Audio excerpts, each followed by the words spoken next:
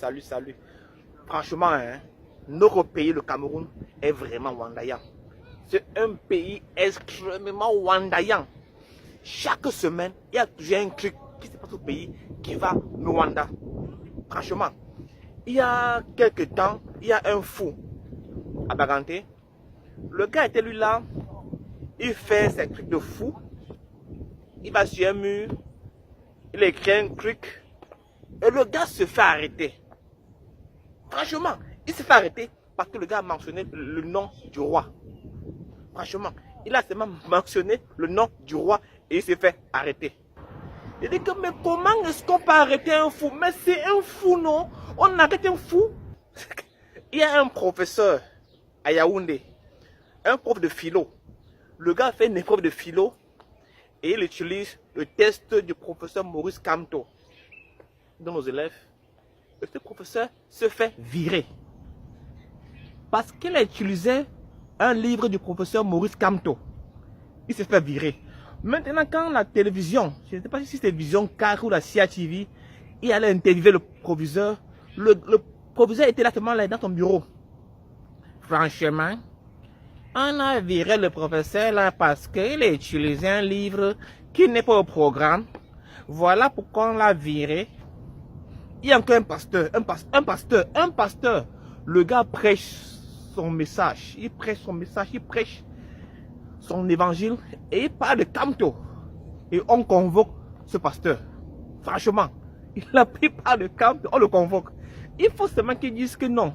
Maintenant au Cameroun, dit Kamto, c'est un crime. Il faut qu'on le dise là, on n'est pas plus du Kamto. Le Cameroun, c'est un pays vraiment compliqué. Franchement, que si on t'explique le Cameroun, hein, franchement, il est compliqué à expliquer. Vraiment compliqué. Vraiment compliqué. Mais avant de continuer,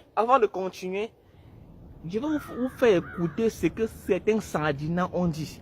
Les Sardinats les plus intellectuels au Cameroun. Les Sardinats intello. Parce qu'après, si ça rame, et qu'on veut me rôle, il faut qu'on nous rôle nous tous. Qu'on me rôle et qu'on rôle aussi les Sardinats. Il faut que vous écoutiez un peu ce que ces Sardinats ont dit. Écoutez-les. Moi, je ne pense pas à l'utilité d'un système où les gens sont présidents pendant 30 ans ou 40 ans, hein, comme notre président actuel, où les gens sont ministres pendant 20 ans. Donc le pouvoir ne se donne pas, le pouvoir s'arrache. Et il faut que le peuple noir apprenne à arracher le pouvoir. Ça ne se donne pas. Il s'agit de ça. Il s'agit de libérer le Cameroun de M. Biya. Il s'agit de libérer le Cameroun de tout son système, de M. Biya et de son staff. Parce qu'il creuse notre tombe. On ne peut pas continuer comme ça. Personne n'a jamais libéré personne. Ça n'existe pas dans l'histoire du monde. Si vous voulez vous libérer, si vous vous sentez opprimé, levez-vous et utilisez tous les moyens à votre possession pour vous libérer. Ayez l'esprit du sacrifice. Moi, si on me vole ma victoire, croyez-moi, je serai avec ces populations-là pour la réclamer. Voilà. Ces Sardinats ont parfaitement raison. Je suis 100% d'accord avec eux. 100% d'accord avec ces Sardinats. Franchement. Donc, quelqu'un ne peut pas être pauvre pendant plus de 30 ans. Si on veut ta victoire, va dans la rue. Et aussi, les Africains aussi doivent arracher leur liberté. Franchement. Vous savez qu'est-ce que au Cameroun? Les Camerounais sont allés dans la rue au Cameroun. Certains Camerounais sont allés dans la rue. Les gars marchaient pacifiquement. Ils n'ont rien cassé. Ils n'ont pas cassé un verre. Ils n'ont pas cassé une bouteille. Il n'y a eu aucune plainte. Aucune plainte d'un Camerounais que non. On a cassé mon magasin. On a cassé ma maison. On a cassé mes verres. On a cassé mes assiettes. Aucune plainte. Les gars marchaient pacifiquement. Ils marchaient nyangalement. Ils marchaient élégamment. Mais les gars se sont fait tirer dessus. Ils se sont pas arrêtés. Mais comment? Mais comment est-ce qu'on peut arrêter quelqu'un? Simplement parce qu'il marche. Honnêtement, quand je pense à cela que mais je marche, on m'arrête. Je marche, on tire sur moi. Les gars marchaient seulement. Ils n'ont rien cassé. Ils n'ont rien brisé. Il n'y a eu aucune plainte. Regardez un peu un extrait de la marche. Regardez. De nos ancêtres, va debout et jaloux de ta liberté. Comme un soleil, ton drapeau, bien doit être un symbole ardent de foi et d'unité. Que tous tes enfants du nord au sud, de l'est à l'ouest, soient tout amour.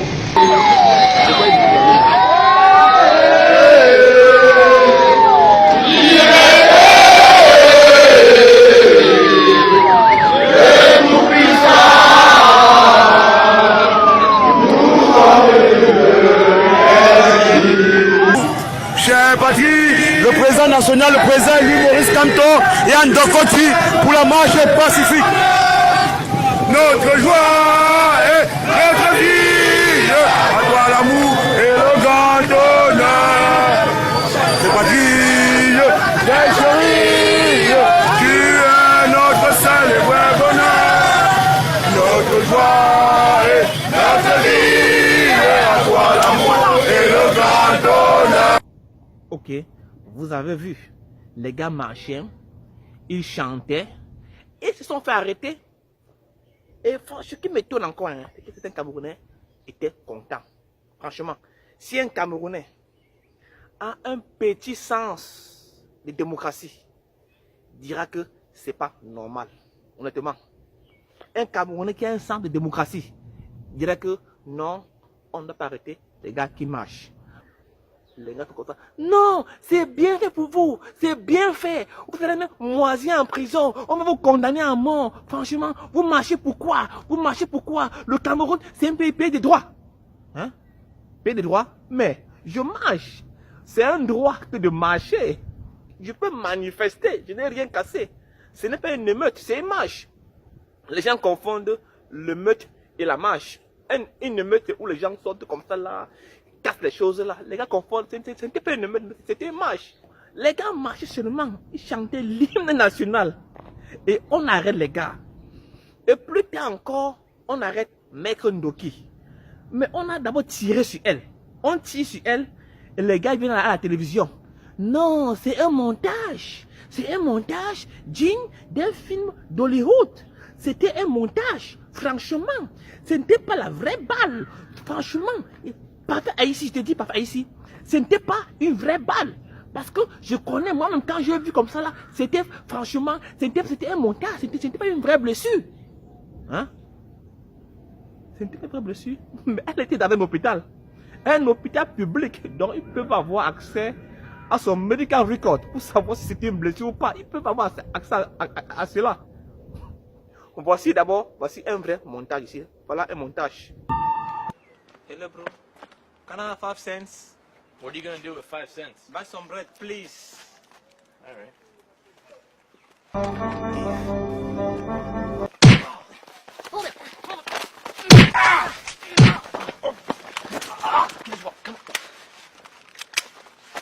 Stay down. Okay, go. Alright, get his wallet. Get his wallet. Go.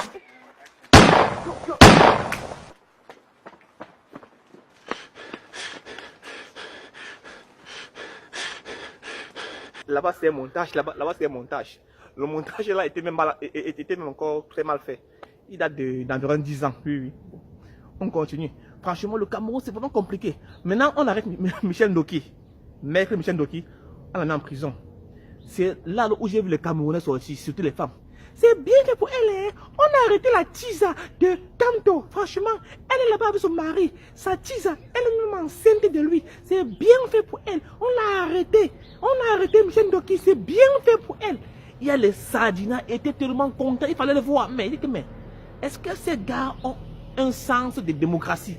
Franchement, on arrête quelqu'un qui n'a rien fait parce qu'elle a marché. Et ce qui m'étonne, hein, ces marcheurs-là sont au tribunal militaire. Franchement, il y a les choses au Cameroun qui ne sont pas au Cameroun. Hein. Il y a dernièrement, il y a quelques temps au Cameroun. Il y a quelques temps, il y a les militaires. Les militaires ont tué des femmes et des enfants. Les gars ont dit que non, on a inscrit une enquête.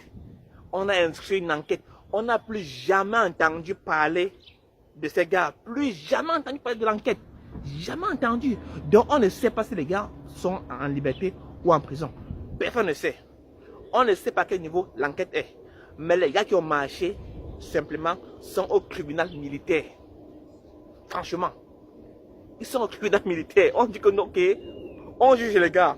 Donc, imaginez un peu les gars en prison. Hein, qui a donc un nouveau prisonnier qui arrive là. Un nouveau arrive. Il dit, hé, toi là, pourquoi tu es là? On dit que, grand frère, je suis là parce que j'ai volé. Toi là-bas, pourquoi tu es là? Grand, je suis là parce que j'ai tué. Et toi, pourquoi tu es là? Grand, je suis là parce que j'ai violé. Et toi le gros là? Toi le gros là? J'y vais. Il parle à toi. Mon fils, je suis là parce que on dit que j'ai détourné l'argent de l'État. Toi, pourquoi tu es là? Grand frère, je suis là parce que j'ai marché. Tu te fous de ma gueule? Grand frère, j'ai marché. Pa. Pourquoi tu es là? Grand frère, j'ai marché. Tu te fous de moi? Je suis un enfant? Tu me mens? Grand frère, il a marché. C'est vrai? Oui, grand, il a marché. Hé, toi là-bas, pourquoi tu es là? Grand, j'ai aussi marché. Hé, toi là-bas. Toi là-bas. Edgar, il parle à toi. Grand frère, on m'accuse seulement que j'ai beaucoup de vestes. Voilà pourquoi on m'a arrêté. Tu as beaucoup de vestes? Oui, grand. Tu es sûr, grand frère? On dit aussi que j'ai détourné l'argent du Cameroun. Oh, toi là-bas, pourquoi tu es ici? Grand frère, j'ai aussi marché.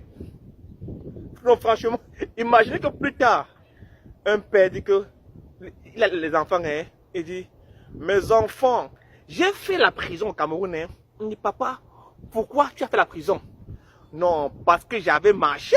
Oh, papa, tu mens. Comment on peut t'arrêter en prison? Oh, comment est-ce qu'on peut te mettre parce que tu as marché? Je vous dis la vérité. Oh, papa, tu mens. Dans quel pays on met quelqu'un en prison parce qu'il a marché? Imaginez un peu. Imaginez maintenant qu'on juge les gars. On dit, monsieur, vous êtes accusé d'avoir marché. Vous plaidez coupable ou non coupable? Imaginez un peu comment la confusion là. Tu sais que tu as marché. On dit que tu es accusé d'avoir marché. Tu plaides coupable ou non coupable? Tu faut dire que là tu es un peu confus. Franchement, dis que mais quelqu'un marche, on l'arrête. Et il est traduit au tribunal militaire. C'est ça qui me gagne alors. Et les gars qui ont tué les enfants et les femmes, on ne sait même pas où ils se trouvent. Personne ne sait. Personne ne sait où ces gars se trouvent. Franchement, les gars frappent les dos de la canne. Ils frappent les dos les milliards. Ils sont libres. Ils sont dehors. On a encore de la promotion encore. Les gars frappent les dos des ordinateurs. Les gars sont promus. Les gars, c'est normal. C'est normal. Les gars qui font du mal au pays, ceux qui pillent le pays, ils ont une promotion. Et ceux qui marchent seulement, les gars sont en prison. C'est ça le Cameroun. Et aussi, ce qui me tourne encore, c'est que la plupart des gars qui ont marché en Konsamba, à Tchan, à Bafoussam, à Douala, ont été ramenés à Yaoundé.